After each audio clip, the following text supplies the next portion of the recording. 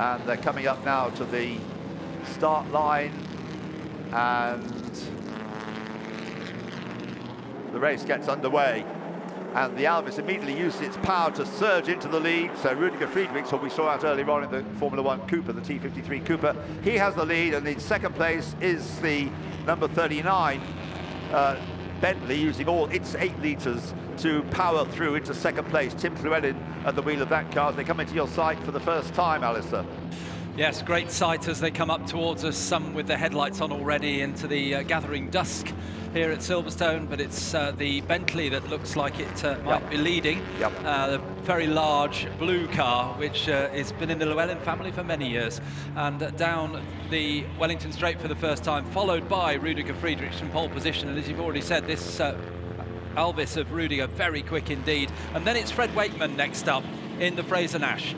So this is a 40-minute race with a mandatory pit stop between the 50th and the 30th minute, and it's the Bentley then leading, the Alvis in second place, the Fraser-Nash is third, and the Alta is fourth as they go through Brooklands and up to the Luffield right-hander.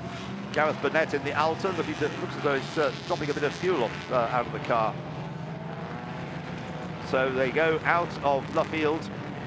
There's the BMW 328, running a bit wide, but well placed behind the Delahaye, which we'll see later on being driven by...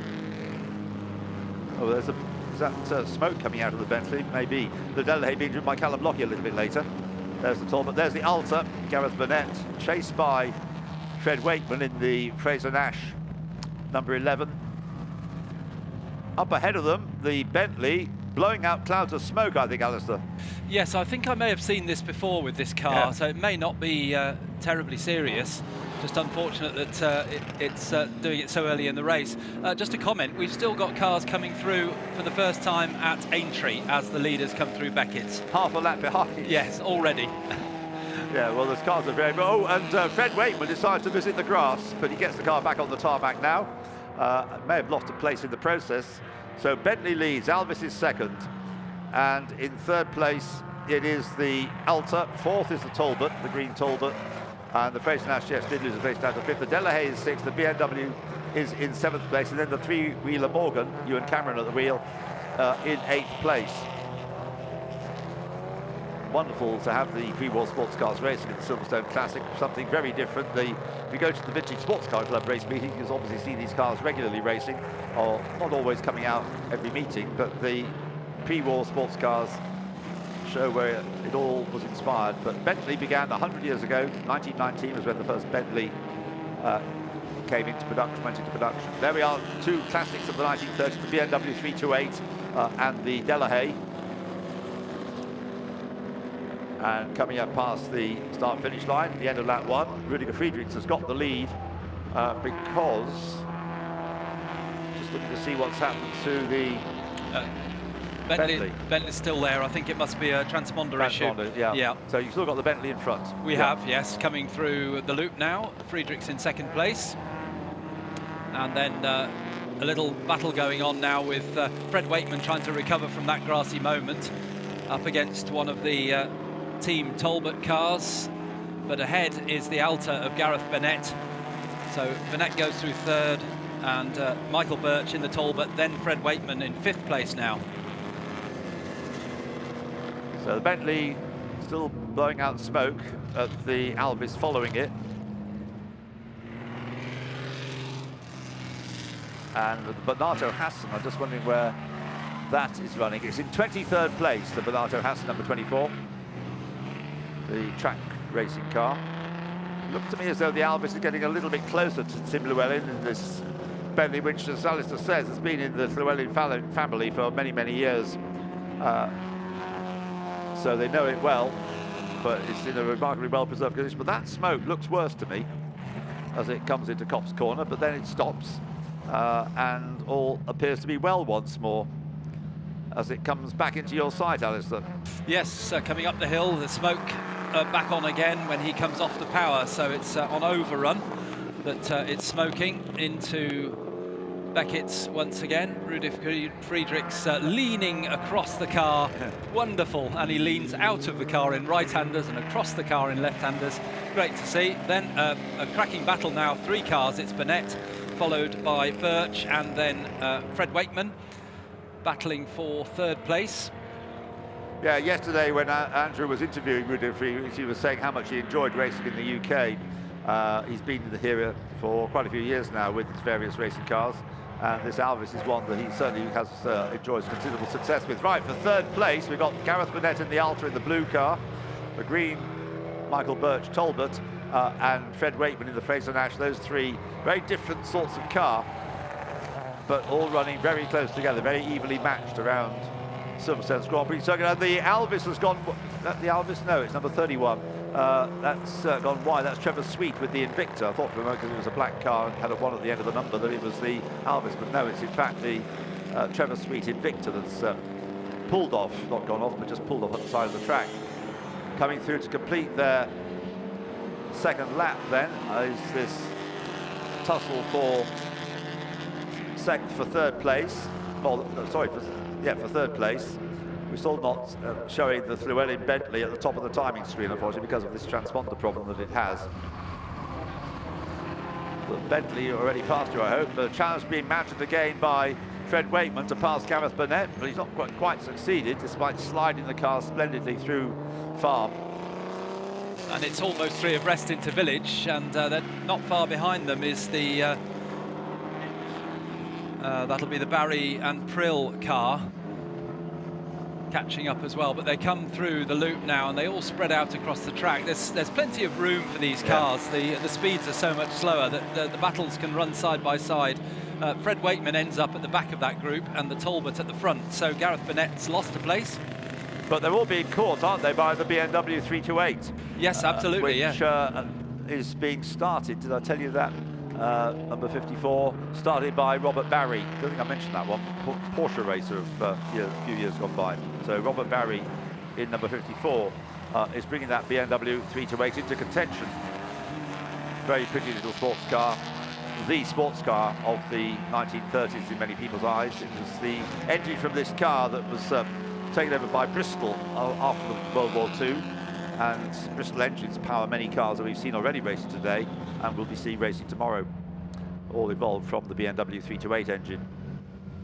And so we've now got really 4 cars, haven't we, fighting for 3rd place behind the Tim Llewellyn Bentley, just lapping the original Bentley. That's the one of the 1920 Bentleys, TT Bentley, and just being lapped by its later sister.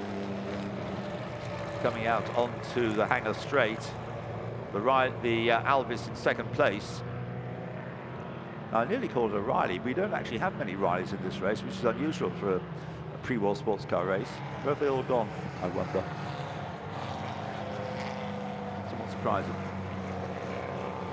So here comes this group of 4 cars, Talbot at the front of it now, followed by the Alta, and then side by side the Fraser-Nash and the BMW 328, which was marketed in the UK by the Fraser-Nash company and marketed as the Fraser-Nash BMW. There's another Bentley or 2 being passed around the outside by the Aston Martin number 5 of Richard Bradley, who races in the World Sports Car Championship, the World Endurance Championship, and in the European Le Mans Series, Richard Bradley. Andrew? Yeah, of course, in 2015 with Matt House and Nicolas Lapierre, he won the LMP2 class at Le Mans. That was the biggest victory of his career. He's racing for a French outfit this year called Duquine Engineering in the LMP2 European Le Mans Series, just back from Barcelona, of course, last weekend. So he's a racing driver. If you look on his website, he says professional racing driver and classic car nut, which is rather nice. Inherited from his father, who's driving, Yes, who's exactly. going to take the car over. That's right. Yes. He's a BLDC member. You reached a race in the Japanese Formula 3 Championship with success. So anyway, BMW is gaining places now. Robert Barry has got ahead of the Fraser-Nash number 11 of Fred Wakeman. So the BMW 328 increasingly coming into contention. I think Andy Prill may be able to make a good fist of it as well, but he takes the car over. So this BMW 328 is looking increasingly a contender. There's the leading blue Bentley coming out of Luffield. Rudiger Friedrichs not that far behind. The gap measured at 2.6 seconds at the end of the lap, but I think it's less than that on other parts of the lap. So still that billowing cloud of smoke comes out of the cars. It brakes for Copse Corner. Rudiger Friedrichs working away at the wheel of the Alvis Firefly, a car created from a saloon rather than a car that was originally marketed as a two-seater sports car by Alvis. I think that's right. And another Bentley to be negotiated, Alistair. Yes, not. I said how wide the circuit was, but two Bentleys that big, it's quite tight through Beckett's, but they're away down the Hanger Straight, or Chapel Curve and Hanger Straight, but all the drivers so aware of where the other cars are on the track. Yes. It's very gentlemanly driving as we get the Benato Hassan, a special past us. That's a fabulous car. So much history. 22nd place it is.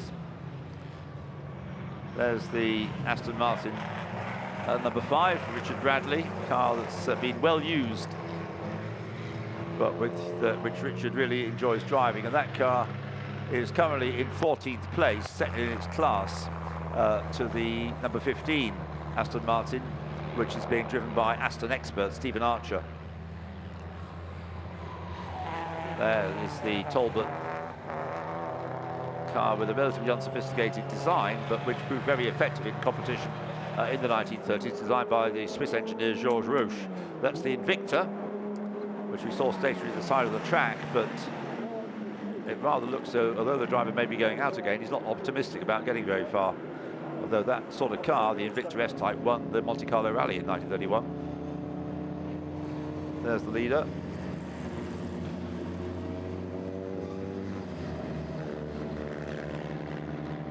So Tim Llewellyn in that beautifully turned out Bentley. Now the Invicta rejoins, and the number 39 Bentley staying in front, but not by a lot, over the Alvis in second place. Passing you, Alistair? Yes, plenty of steering input from Rudiger Friedrichs in his efforts to catch the Bentley. And they're on down towards Brooklands, and we've got the second place battle coming through the loop, which is side by side between the Talbot and the Alta. Yes, that's got very close again. Now Gareth Burnett knows all about Talbots because he's raced and won with them in the past, but he's also enjoyed considerable success with the Alta. They're side by side, and I think it's going to be the Talbot. Michael Birch gets into Brooklands in front, but Gareth Burnett snapping at his heels like a little blue terrier turning through Luffield.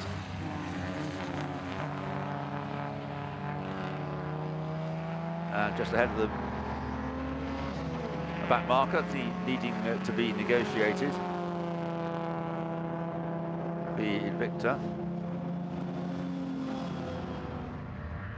So past the pits, the Talbot in third place, Gareth Burnett in the Alta in fourth place, and then Robert Barry in the BMW 328 in fifth. Sixth, Fred Wakeman. How's Pat Blake Diablos getting on in his other car? Well, he's down in 30th place at the moment in the number 57 Bentley 4.5, which means it's a 3-litre chassis with a 4.5-litre Bentley engine in it.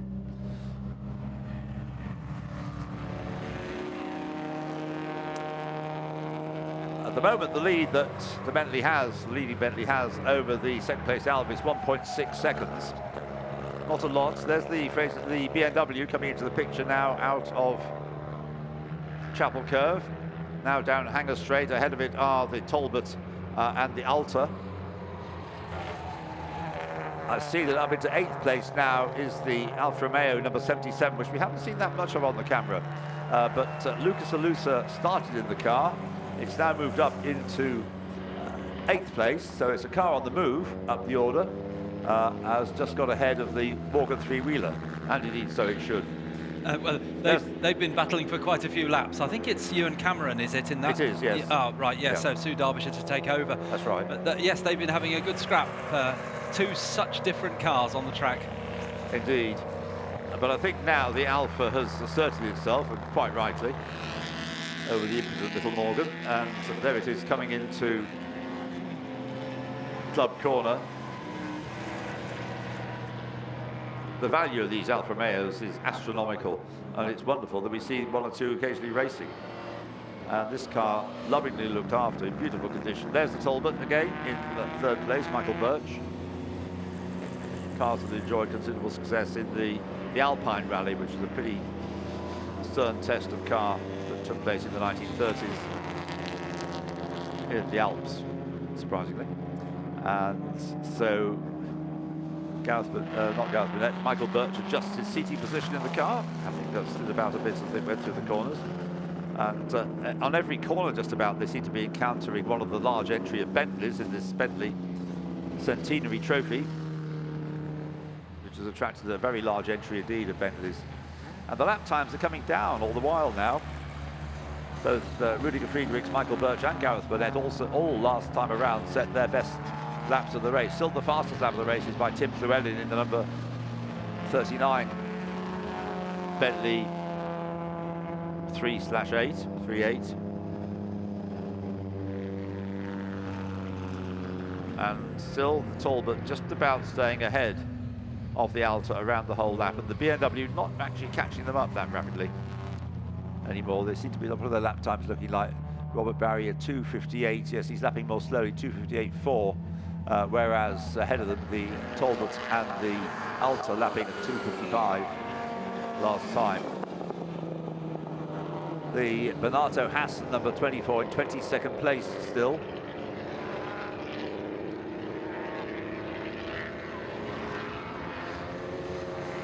You've got them going past that third place situation, going past you, I think, Alistair.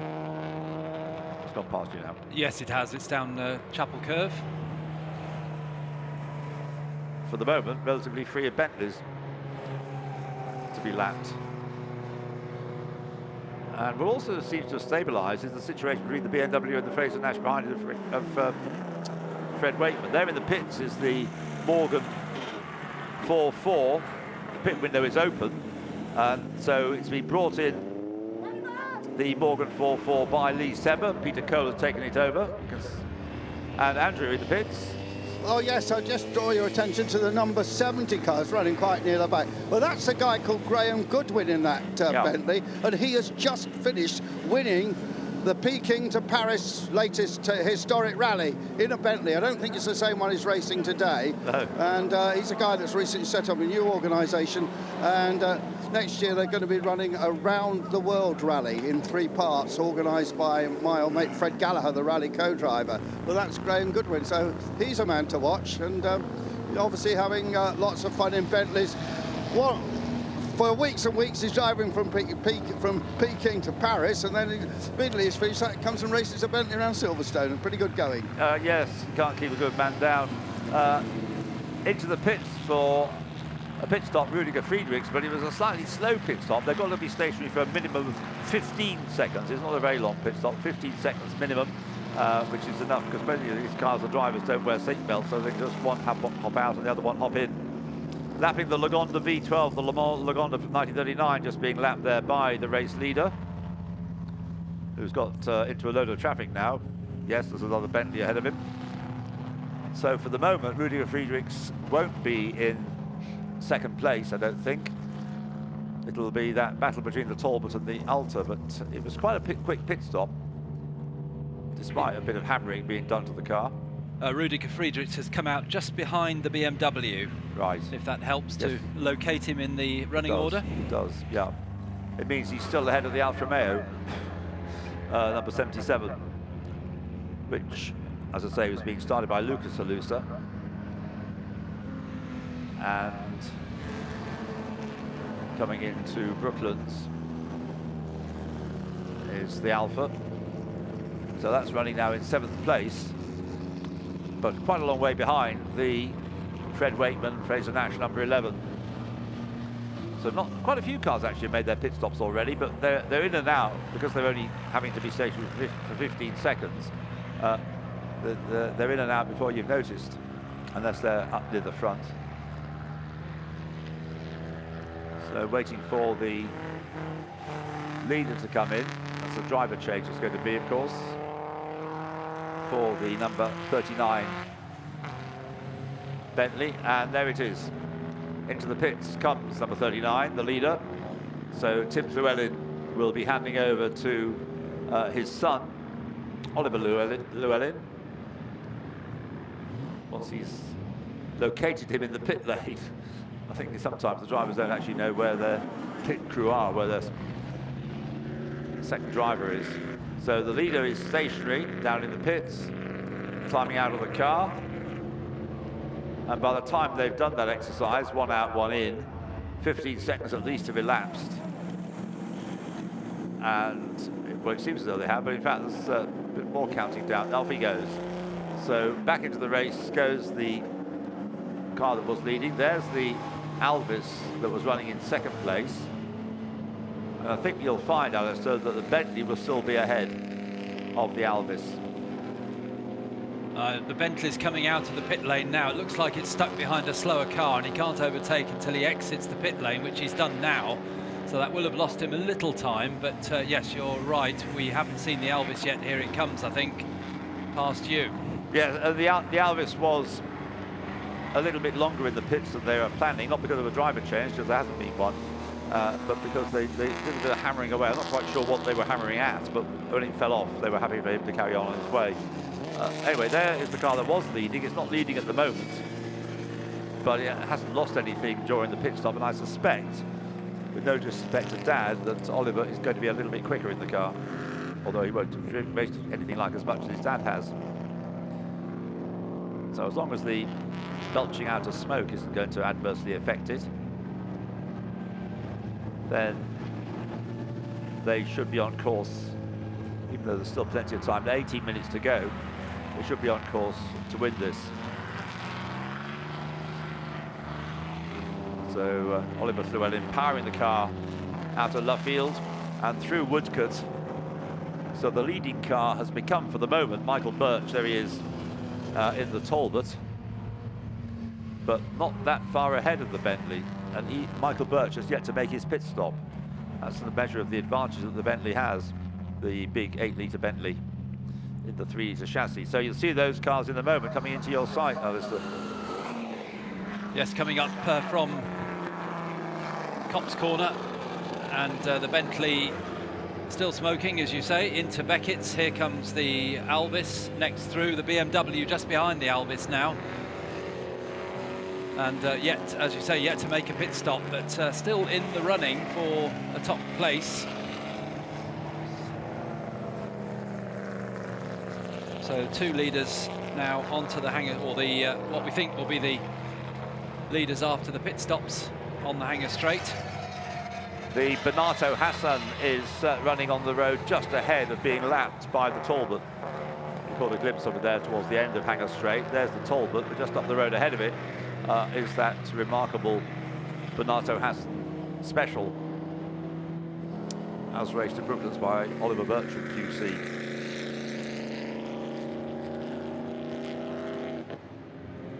Into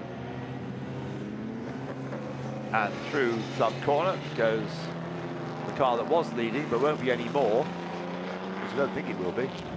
No, Michael Birch leads for the moment. And there's the Bernardo Hassan I was talking about. So 2 very rare Bentleys, one unique and the other pretty much unique. The car that is now still being driven by Llewellyn, but by Oliver Llewellyn. Passing you, Alistair, I think, aren't they? Yes, side by side through Village. The Bernardo Hassan on the inside and just allowing... That's a good photo. The 2 Bentleys together. Yeah. And following the Talbot of Michael Birch. So Michael Birch leads because he hasn't done his pit stop, but he's about to lose that lead, even though the Llewellyn Bentley has done his pit stop. So that's the measure of the gap between them.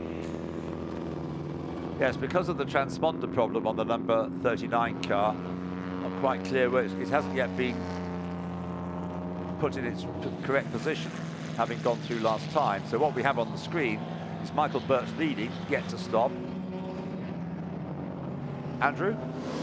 Yeah, the beautiful 77 car has just come in with the Halusa family machine. Not changing drivers. Just a drink of water for Nicholas Halusa, is it? It's at the wheel, I think. And well, off it goes, 15 seconds, and there it goes. But isn't that just such a wonderful car? That sound as well. Beautiful, isn't it? Yeah. Oh. I'm off to see if I can find Richard Bradley. Just got out of the car. Righty-ho.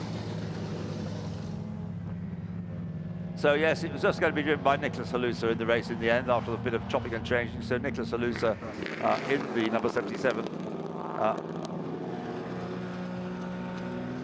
In the number 77 Alfa Romeo Zagato Spider. And just coming up behind one of the other Alfa Romeos, which you don't immediately recognise because it's blue, and or partly blue anyway. That's the David Cook car.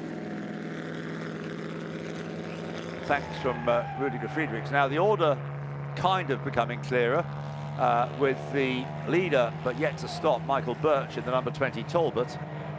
Second is the number 39 Bentley, Oliver Llewellyn, just 1.5 seconds behind. And then third, that's the car that's third on the screen at the moment, the Alvis Firefly number 8 Rudy Friedrichs. He's 7 seconds behind the Bentley.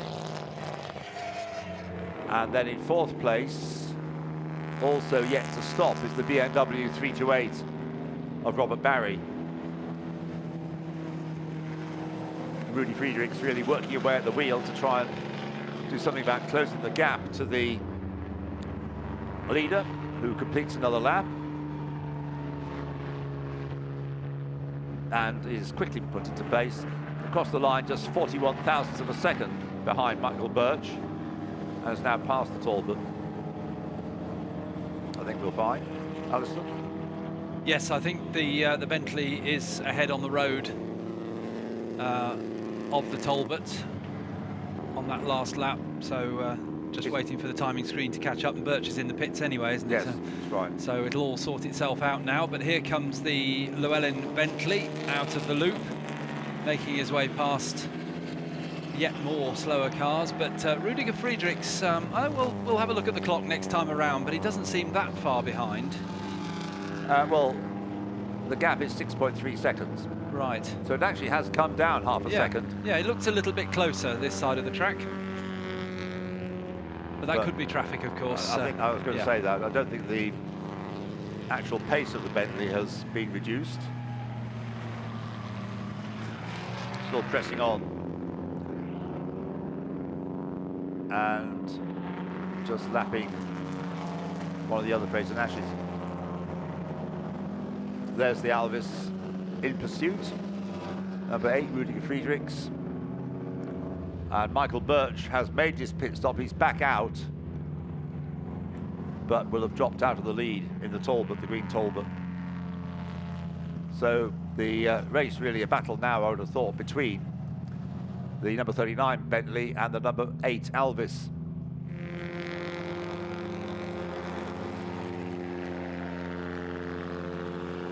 Passing you, Alistair.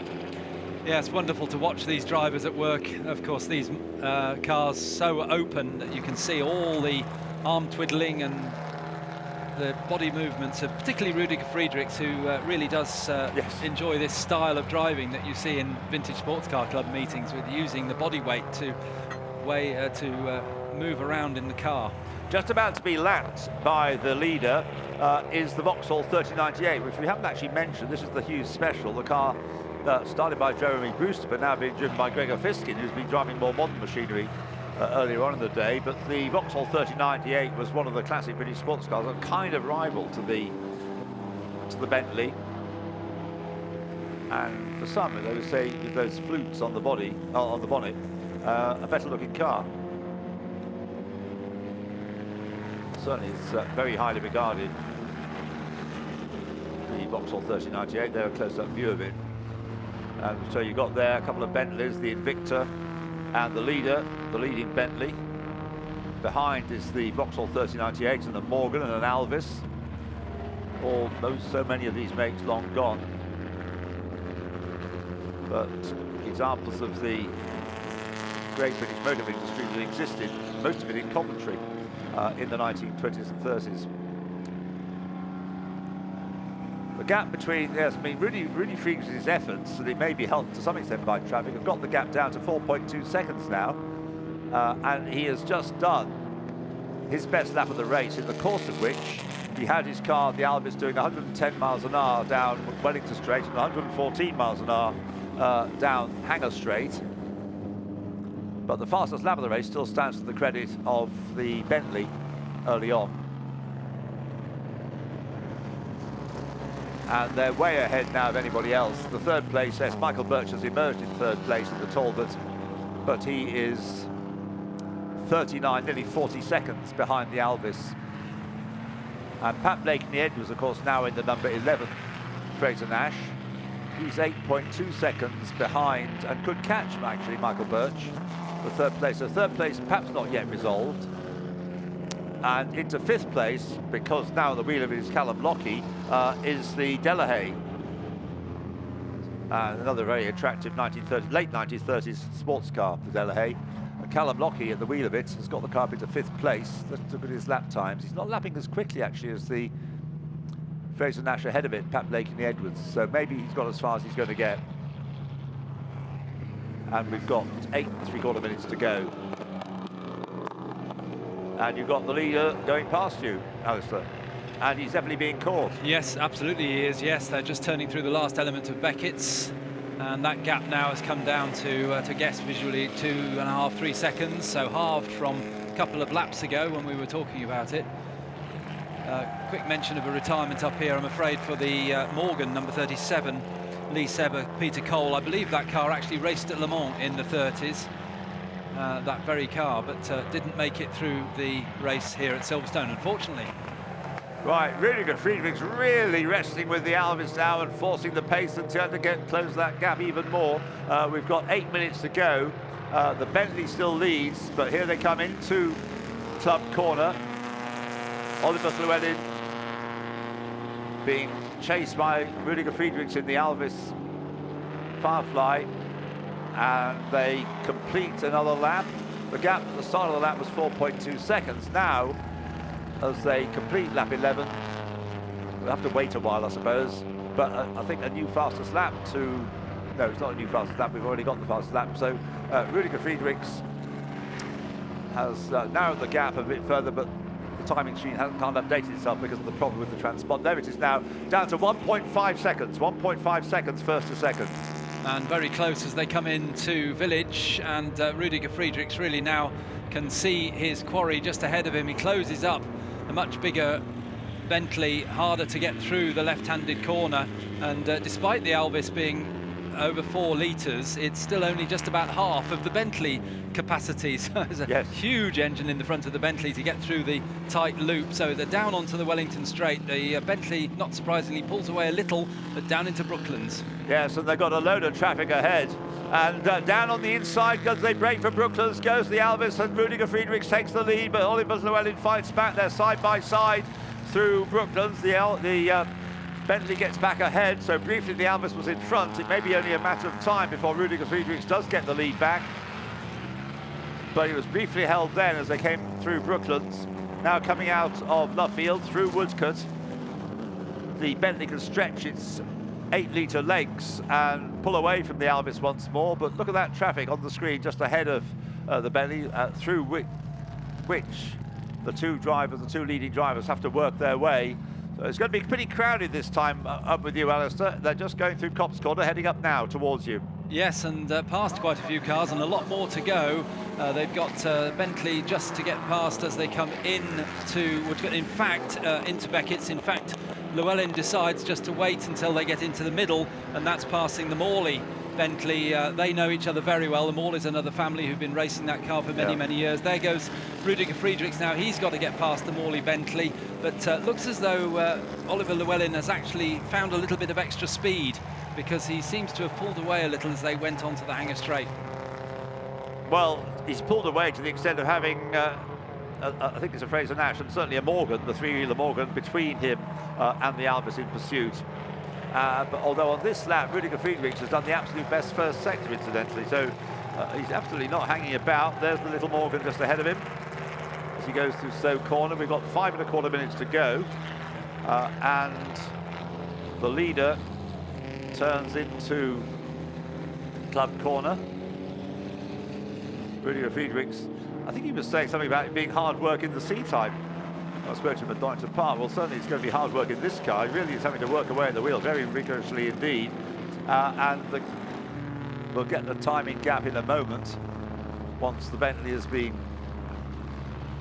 problem with its transponders has been overcome. And the gap has gone up a bit. Yes, it's 2.3 seconds now. Not gone up a lot, but it has gone up slightly, which may be the sort of gap that Oliver Llewellyn can hang on to the end. So 12 laps completed now on lap 13 with you, Alistair. And coming through Village, Rudiger Friedrichs slightly held up, trying to get past another car, but he's got through now. And in fact, now it's gone the other way, because Oliver Llewellyn is completely boxed in behind two cars, and he slots that very large Bentley between the two in a gap not much wider than the Bentley. But that's put Rudiger Friedrichs right onto his tail, comes out of Aintree much faster, and they've got through that ruck of traffic now, and they're going down towards Brooklands with Friedrichs right behind. Well, Brooklands was where Friedrichs made a bid last time. He's made it again, and this time he's gone through, and I don't think Oliver Llewellyn is going to be able to get back at him. So there they are, nose to tail. The Alvis is now in front going through Brooklands. The Bentley is in second place. Now, this is the Bentley Centenary trophy, so I suppose we really ought to have the Bentley winning the race, but it doesn't look at the moment as though it's going to be able to do so, because it looks as though Rudiger Friedrichs in the Alvis. Oh, he's going to use the power there, draw alongside Rudiger Friedrichs. They're running side by side as they go through Woodcote Corner and get onto the Heritage Pit Straight, so they're still level as they go down towards Copse Corner. Some great racing, and still more Bentleys and Aston Martins to be lapped. And as they get into Copse Corner, Ollie Llewellyn gets back in front. So the Bentley is back ahead of the Alvis as they go up towards Baggots. It's just the Bentley ahead of the Alvis. So the Alvis has briefly led the race again, a bit longer this time, but it's back down to second place. And yet another car to deal with in Beckett, but actually I think that car is probably quick enough, and that's the Richard Hudson Stuart Morley Bentley, but it's quick enough to stay ahead of the Llewellyn Bentley. And in fact, Rudiger Friedrichs only just now got past another slower car, but he stayed on the tail of Llewellyn as they hit the Hanger Straight once again. Yeah, and negotiate yet another Bentley. And ahead of them is an Aston Martin as well, but down the Hanger Straight, this is where the Bentley can use its superior power to pull away from the Alvis. And on the brakes into Stowe Corner. Now, what's the time? Yes, it'll be starting the last lap next time around.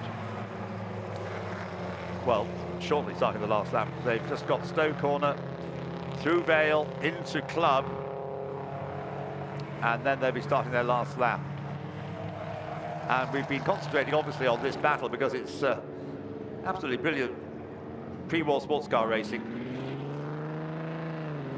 Gone so wide, I thought he got out of shot, but anyway, the Bentley leads over the line, a bit of hanging the tail out by Oliver Llewellyn and by Rudiger Friedrichs in the Alvis as they now go over the line and start the last lap. 2 minutes on the clock there were as the two cars went over the line. There's the third placed Talbot, number 20 of Michael Birch, and that's the distance, how far back he is. He's just coming out of Chapel Curve when the leaders are now probably back in your sight, Alistair. They are, yes, into Village, into the tight right, then the tight left. Not the best area of the track for the big Bentley. And so Rudiger Friedrichs closes up as they go through the left-hander at the loop. They both run a little wide onto the curving and then power on through Aintree and then onto the Wellington Straight. This is where perhaps the Bentley can pull away again. Well, yes, it can. I mean, on the previous laps, we've actually seen the Alvis take the lead at the end of the straight into Brooklands, but I don't think it's going to happen this time, although Rudiger Friedrichs thinks about it. He gets level with the Bentley almost as they come into the corner, but the Bentley just stays ahead as they turn through Brooklands. So it is still just the Bentley ahead of the Alvis opposite, locking out of Brooklands into Luffield, almost overlapping there, the front of the Alvis, the rear of the Bentley. Now onto the run through Woodcote.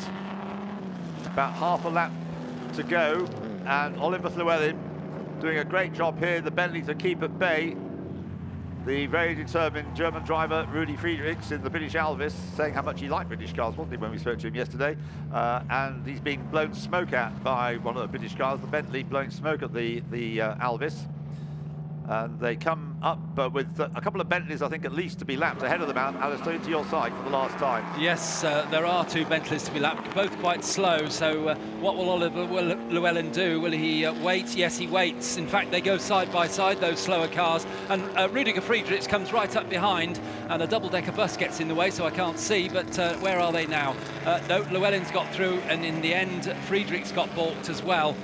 So a nervy moment there, but they all gave each other space. I was just visualising seeing a red London bus coming into sight on the track, but it was in the way because it was parked where it was. Right, down the straight they come for the final time, down Hanger Straight into Stowe Corner, and I reckon Oliver Llewellyn has done enough now.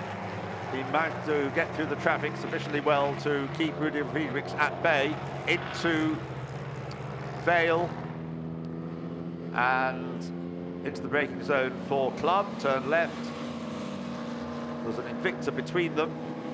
It's not going to make a difference though, because I reckon that the Llewellyn family, Tim and now his son Oliver, have done enough to win the race. The Bentley Centenary trophy for pre-war sports cars is won by the number 39 Bentley in the hands of Tim Llewellyn initially, then his son Oliver, who took it over and fought a great fight against Rudiger Friedrichs, who went so well with the Alvis. But we haven't finished yet, because for third place we've got Michael Birch and Pat Blake, and the end was almost side by side as they come up to the checkered flag. I think the Alvis is, well, they haven't got there yet. They're coming out of, I was a bit ahead of myself, they're coming out of Chapel Curve onto Hanger Straight. This is for third place. Pat Blake in the end has driven a tremendous race in this Fraser Nash. Can he find a way around the Talbot? He's looking at the inside line going into Stowe Corner. Is he going to get into third place? Pat Blake and Ed was level there with Michael Birch, but Michael Birch breaks very late as well, runs a bit wide, but that opens the door, does it, for Pat to go through. They're side by side into Vale. This is for third place. The Talbot ahead. The Fraser Nash is going to get level as they break for Club. Can't get through on the inside, has to go around the outside and hopefully get an inside line for the right-handed element of Club, and it's still Michael Birch wrestling in the wheel.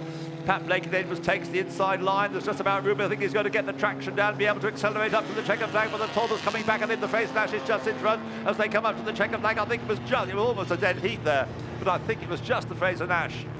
The official gap, 0.24 over second. I think it was less than that, but anyway, we don't argue with TSL. That was the gap, 0.24 over second for third place. Some tremendous recovery drive there by Pat Blake and Edwards to get back on terms with Michael Birch in the Talbot.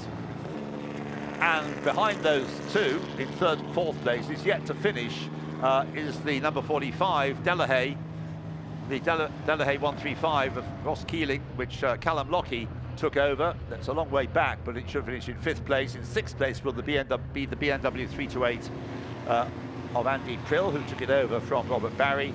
And then the Alpha will get through, the Alpha 2300, 8C 2300, should get through to finish an unlapped seventh. Well, that was pretty exciting stuff, wasn't it? And some great racing. It just shows that just because the cars were made in the 1920s and 1930s, doesn't mean to say they can't race. And on the last lap, Rudiger Friedrichs set the fastest lap of the race at 2 minutes 49.243 seconds. And the official gap, 1.2 seconds as they cross the line. Right, well, there's the result on the screen.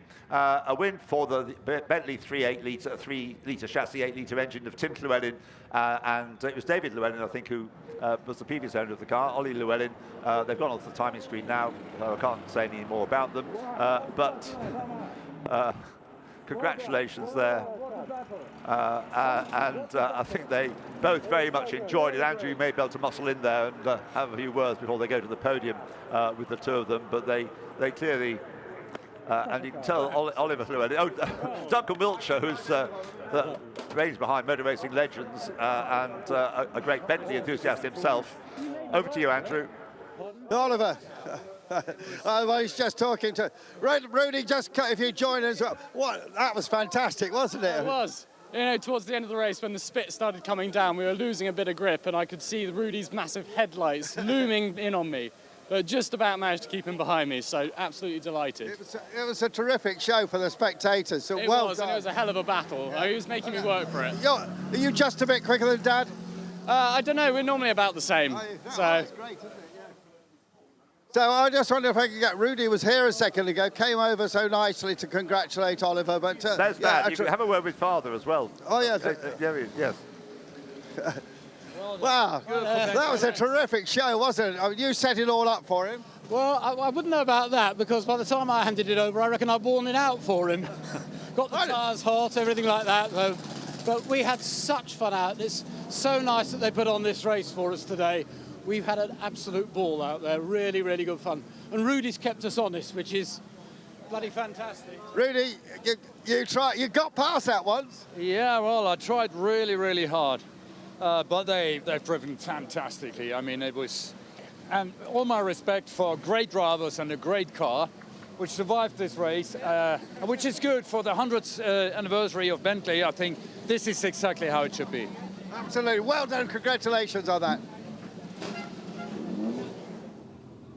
And welcome to our podium for race 10 of the weekend at the Silverstone Classic, the Bentley Centenary Trophy for pre-war sports cars. And what a race we just enjoyed. We're about to get the driver pairings onto the podium in reverse order, starting with third place, number 11, Frederick Wakeman and Pat Blakeney-Edwards. Congratulations. Over to the far end of the podium. Well done. Congratulations, Pat. Onto the podium they go in third place. In second place, number 8, Rudy Fredericks. Congratulations, Rudy. Onto the second step of the podium. Well done. Congratulations. And then to our winners, quite fitting, in a Bentley. The winners, number 39, Oliver Llewellyn and Tim Llewellyn. Congratulations to them both. Get a nice cheer from the crowd as well. Very sportingly, everyone congratulate each other, and I'm delighted to say that we're joined by the president of the Bentley Motor Racing Club. Duncan Wiltshire is here to make the presentation. Goes to the, and he gets a large round of applause as well. Goes to the far end of the podium where he gives Fred Wakeman and Pat Blakeney-Edwards their trophies and a hearty handshake as well. Down to this end to Rudy Fredericks. It was so close, and an embrace as well on the podium. Second place trophy goes to Rudy. And then to our winners, just heard from them down in the pit lane, to Oliver Llewellyn and Tim Llewellyn in the Bentley.